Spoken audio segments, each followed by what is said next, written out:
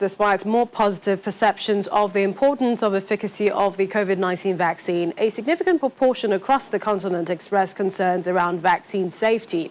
According to the Africa Center for Disease Control, across most of the African countries surveyed, 15 of them, respondents tend to view new COVID-19 vaccines as less safe than vaccinations in general.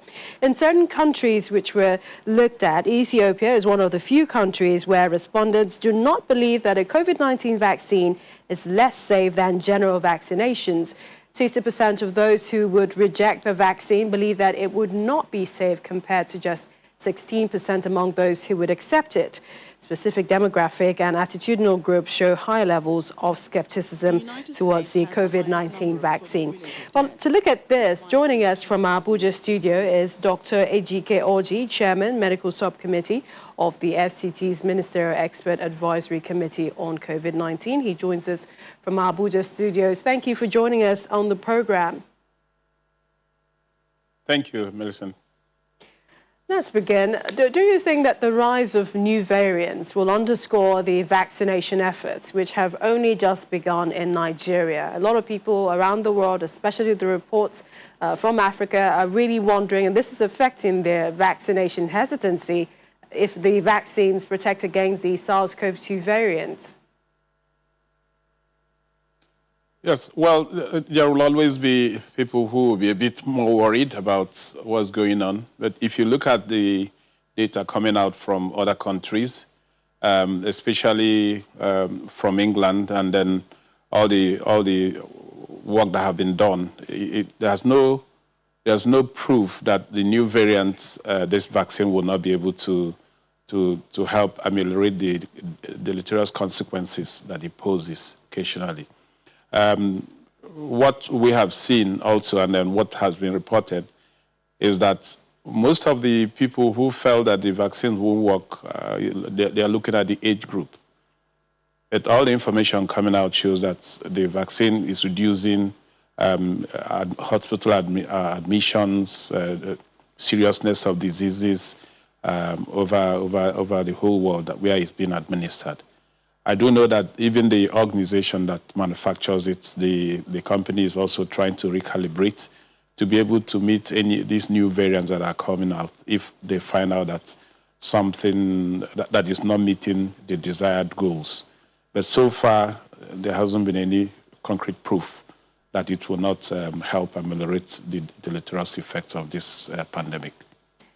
How do you think the COVID-19 vaccine compares to the other vaccines? I'm talking maybe about the Oxford AstraZeneca, and I mean other vaccinations, because we have the reports from the Africa Centers for Disease Control saying that there are some people who believe that the COVID-19 vaccine is less safe than other vaccines.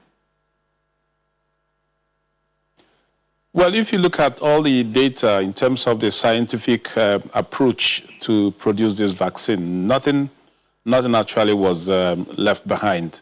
They followed the same protocols, the three major phases, and then large human trials also were also done. And a lot of people are worried that normally the previous vaccines we had in the past took years, some almost 10 years. If you remember the smallpox vaccine, Nigeria was one of the major players in eradicating smallpox in the world. It was produced, most of them was produced from VOM, where we have the virology unit in Jos. For this particular vaccine, they followed all the protocols. I don't see anything that will be different from other vaccines we have been applied, and no data has actually shown that there is a different thing happening compared to what has been happening before.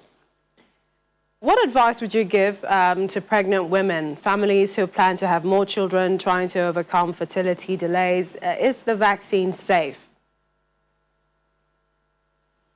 Well, most of the vaccine trials, I don't think any of them has been done in pregnant women. There are some companies who are trying to start to do it now. So there's no data really for pregnant women. So I don't think I will be in a good place to advise people to take it or not to take it. But I think it's the attending physician will probably look at the risks and the benefits and then make a decision. But most of the trials that have been done have not actually been done in pregnant women. So there isn't any data as such, as I know, that will be used to be able to make such definitive decisions when it comes to pregnancy and infertility. Well, for people who are infertile, I don't see how the vaccine will affect their fertility. I know there are some conspiracy theories out there saying that this might be a way to introduce this, and those are all, they remain what they are, conspiracy theories. There's no fact behind those things. And finally, do you see that, immunity lead to the eradication of the coronavirus? Yes, I think that is what the world is trying to attain. By the time the world gets up to 70% of the vulnerable population, and then we'll tend to get herd immunity. That's actually how most viral infections are eradicated.